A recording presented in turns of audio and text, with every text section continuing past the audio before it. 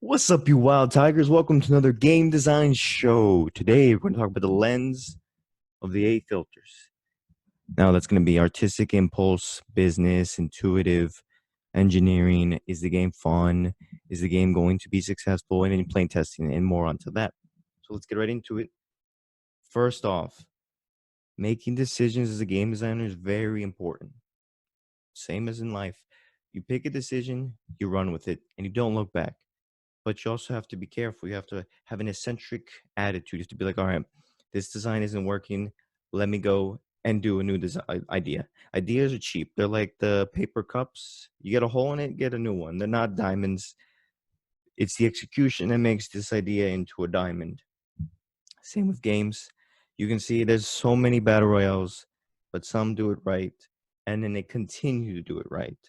Fortnite continues to kill it. Players, Battlegrounds, not so much. So. Call of Duty, War, Call of Duty Modern Warfare has been doing better. Other Call of Duties like Ghost and Infinity Ward, World War II, the new one, doesn't work out. So, and then also, for instance, they tried the Blackout version, Blackout 4, didn't really work out. They went back to what they used to do, and then they brought it in with Warzone. That's taking an idea, saying, "Oh, it didn't work out. Let's go get a new one." Now, I want to get down to the first one. It's artistic impulse. What do you think? Do you think the game is fun? Do you think your idea that you're using right now, you're like, okay, well, what if we had like soccer with trucks? What? Was that a good idea? I don't know, but it feels right. Then boom, Rocket League. There you go. That's it's just like understanding like, does this feel right? Do I want to work on it? Because as a game designer, if you don't want to work on something, you're gonna have so many ideas come and hit you. And I know Stephen King was one guy who's like, hey, I have many stories in my head. I have them just there's so many. But I just stuck with one. I said, hey, I'm gonna do this one till the end. And then later on I decided all my little ideas I had, which the next one I'll do, and the next one I'll do, and the next one I'll do. He's doing pretty well for himself. He wrote it, so and then that should be a game. Someone should take the idea, make it into a game, VR, be pretty cool. Now, the next one is all about demographics. So, is this game going to reach the intended audience that I need it to go? So, what is my audience? Is it 18 to 35? Is it 50-year-old females? Is it little kids? Is it an education game? Is it an action game? You have to decide who it is for and does it pass the test? Because remember, these filters are like questions you ask yourself. So, okay, hey, does my game feel right? Yes? Okay, move to the next one. Is this game intended for the audience? Yeah, let's move to the next one. Now, the third one is it a well-designed game? Do you think you can make it into a design? Like, is it a game, or is it just a walking simulation that doesn't really invoke anything, or is it just a shorter version of chess that isn't very compelling? Is it a complete game or is it not? Now, I'm pretty sure we can take those ideas. I can make a smaller version of chess, make a walking simulator. You can make those into games. Question is, will it be a well-designed game, or will it fall flat? Because as we move on to the next one, is this game novel enough? Well, does this game compel people when they pick up the game? Is it going to be like, oh, this game really caught me? Like Fortnite makes me feel like I'm in a sports arena. Oh, God of War made me feel like I was on an adventure, father-son adventure. Last of Us made me feel emotions I can't even explain. Detroit Become Human made me care about characters that aren't even real. Is this game novel enough? That's the key thing to do when you're playing and designing and creating games is understand, is this game novel enough? Play those games and come back and be like, why did this game capture you? Why did Detroit Become Human capture me? Keyword: the characters matter. Why did Outer Worlds become one of my favorite games of all time? The characters matter. They became novel. Next one, and this is go back with the whole well-designed game. So now we have to ask ourselves: is this game going to make us money? To be honest, you got to go to investor. And actually, I was talking with my friend Aaron about it. How do we make someone who isn't into games invest into us who want to make games? Because like how? How do we know? How do we know that our game is going to become like Fortnite and it's going to make tons of money? You have to come to it with like, okay, what are the numbers? What is the situation? How are we going to make this a game? Because if you guys understand how Outer Worlds was made, right? Outer Worlds was a company that then was bought by Microsoft, and then they had a date that they're going to come out with the game, right? They didn't have as much manpower as, say, Red Dead Redemption. Okay, so they had an idea, they worked on it, executed it, but then they realized we need to cut on ideas because the game is it's just too big for our manpower, and we need to get the game out, and it's just we don't have enough time, budget, and resources. So they made cuts. The game came out, and it's a success. And I'm pretty sure it's gonna be Outer Wars 2, and it's gonna be bigger and better, and more time is gonna be focused on the game. So again, it has to pass the filter. So maybe other worlds they envisioned wasn't able to be made, but they said, okay, let's take a second back.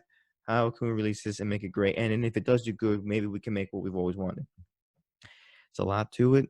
Again, you can always reverse. As it the same with ideas. With these filters, you get to look at your idea and say, okay, how can we make it happen? That's the point of these A filters.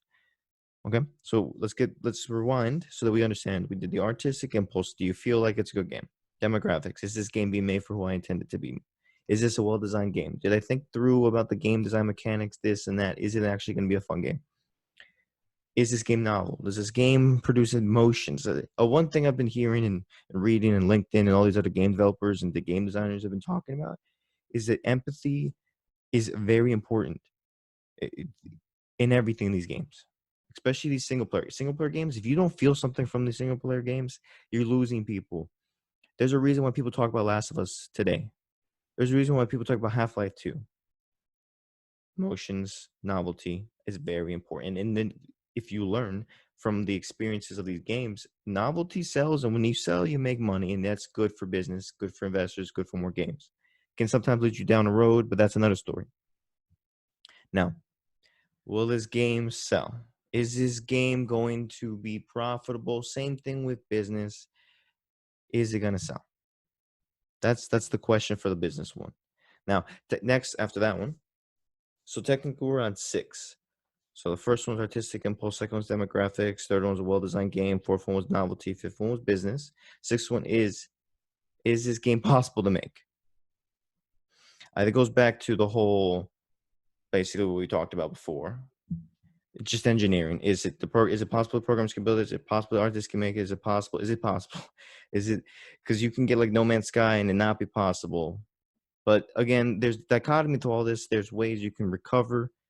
To be honest, it's by going through these filters. Okay, No Man's Sky came out, wasn't good. What did we do wrong? How can we fix it? Now, next one. This one's very interesting, to be honest, because it can go both ways, but I think it's now in the day and age, because I think video games are more social media. That's a whole nother video that I can talk to you about. But yeah, it's social and community goals. Does this game meet in a social environment? And I think it's very important because I've learned through Will Wright's masterclass that if you create a community, if you create a system of tool, like for instance, The Sims itself, you can do whatever you want. There really is no end goal. And in that, people post like, this is my story, this is my creation, this is what I've done. And now you have a whole community of people and you see YouTube videos everywhere, and the game's popular because of it. Fortnite's huge around the world because of that. Games like Last of Us have a following of people who, and you collectively, you hear songs, you hear voices, you hear noise, you go, that's The Last of Us.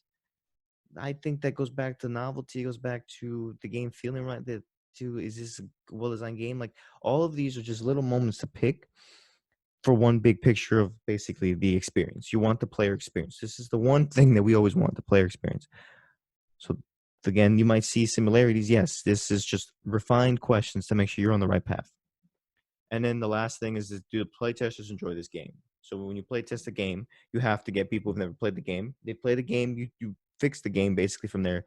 You take their input, you say, okay, this is what was bad. Maybe we can improve on this. Maybe we can change it up a little bit. And you get new playtesters who never played the game again, and we go again. Until the game is how you intended it for the players, the player experience. So maybe you have the idea in your head, but it's not exactly what's happening with the players. We got to fix it because it's not about your experience, but the player experience. Because you know how the game works. You built the game, you designed it, you understand it. And that's pretty much, that's it. That's all A filters. So let's recap. One, I want you guys to understand that you choose an idea, you go with it, you run with it. If it doesn't work out, reverse, change it up. Number 2 is these A filters are going to help you guide you so you can consider the constraints in your design so you can end up producing a great game. And then number 3 is when you take all of these principles together, you can then move forward into the next phases of game design, which we'll go over next week. As always, guys, stay awesome and keep designing. You are a game designer.